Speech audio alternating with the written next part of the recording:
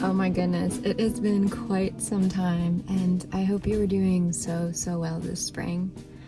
It's been about a month of living out of 70 square feet with my partner and 2 cats. In my last update, Jesse had sold his travel trailer in preparation for upcoming life changes, so we've definitely downsized since then. It's been quite a while since living out in these southern farm fields as well. And all I know is that as the temperatures rise, we won't be able to stay in the van much longer because we don't have AC in here. But thankfully, he should be finishing up his school program here soon, and after that, we will have the green light to go. In the meanwhile, despite the ups and downs, I have to say that we are navigating this tiny life pretty well. And thankfully, because we are in these farm fields, it gives us the ability to stretch out a little bit and increase our living space. But I'm thankful to be back to share our journey, so welcome to another video.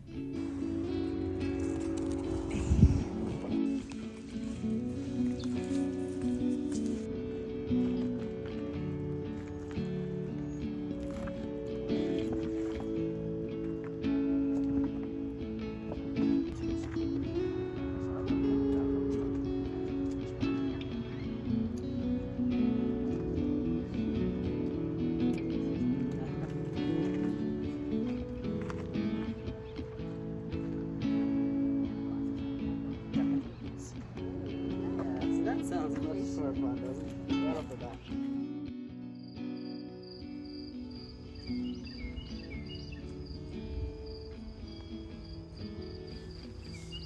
I've been inspired to make this video on finding joy in the simple things and share a few of my favorite activities that cultivate this mindset.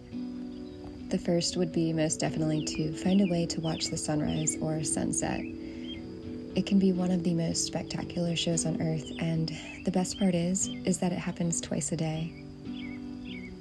Being able to sit with the sun brings me back to the present moment.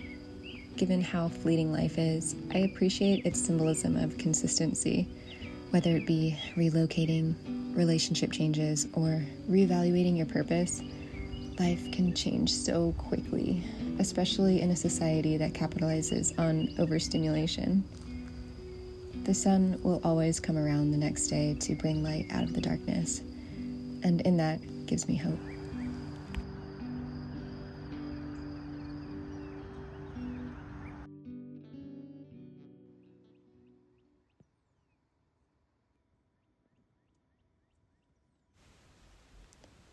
My next simple but highly valuable suggestion would be to find a way to reflect. For me, that is through writing, journaling.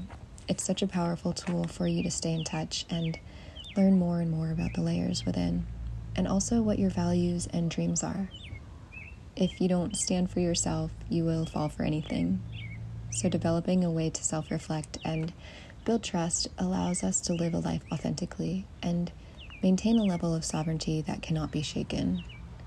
Sometimes the weight of the world can be too much, but when you can write and tap into your own raised vibrations, you realize life can be so much simpler.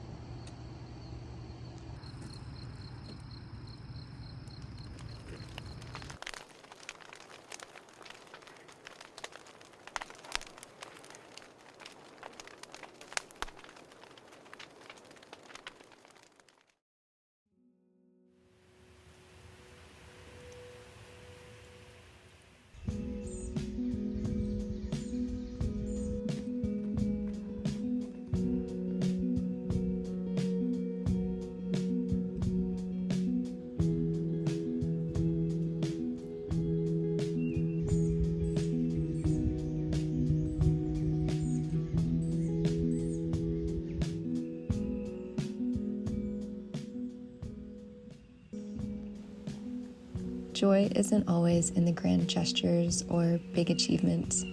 Sometimes it's as simple as a walk outdoors, and if you make it a habit, you can come to really appreciate the little things, like listening to the birds and savoring the seasons. It's such a great way to disconnect from screens and responsibilities and reconnect with nature and ourselves. Witnessing the vibrant colors of flowers, the intricate patterns of trees, or the gentle flow of a nearby stream are all everyday miracles we often rush past without a second glance. Not only is it a great meditation, but the physical activity releases endorphins, making you feel happier and more at peace.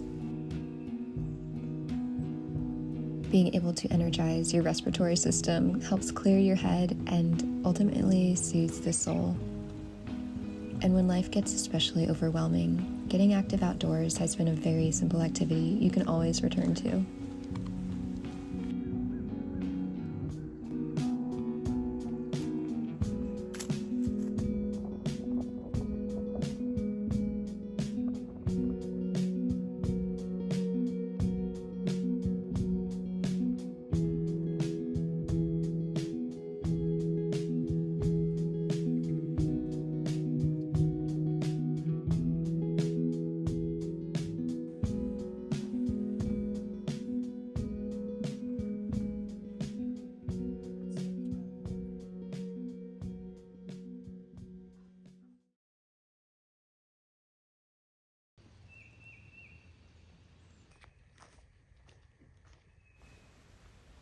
Creating the space for these small moments can bring a level of nourishment and stability in our all too fast-paced world.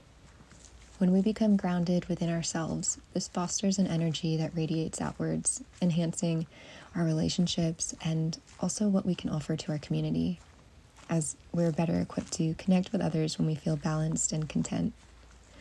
It's when we honor our rituals that we find a true sense of harmony.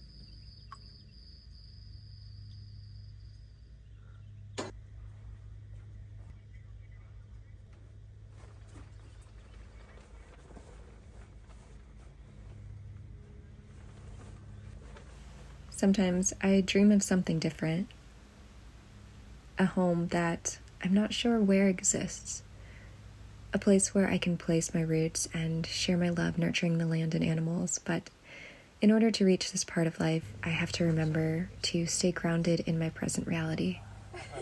Facing out of this tiny van is definitely not the easiest game of Tetris. Every day we puzzle together our limited space, finding creative ways to make it all fit. But I think we've been able to make it work by noticing the small things, like practicing patience and mindfulness, especially with each other, which in return has helped us feel comfort living with less and appreciating more. I guess even though we might wish for something different at times, maybe it's then that's a good reminder to be grateful for what we do have.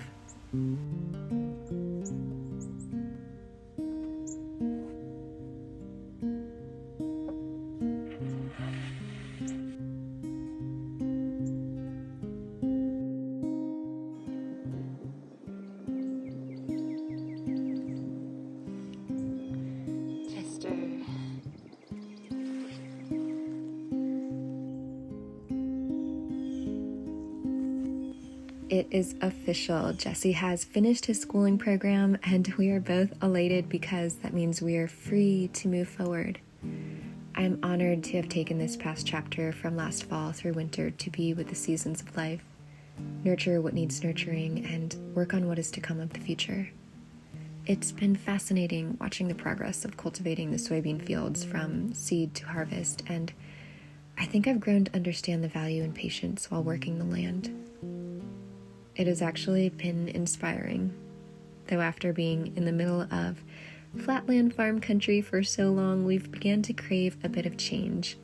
As the energy of spring picks up, it's reminding us now is the time to resow the seeds of our personal futures. It is time now to pack up camp and continue forward.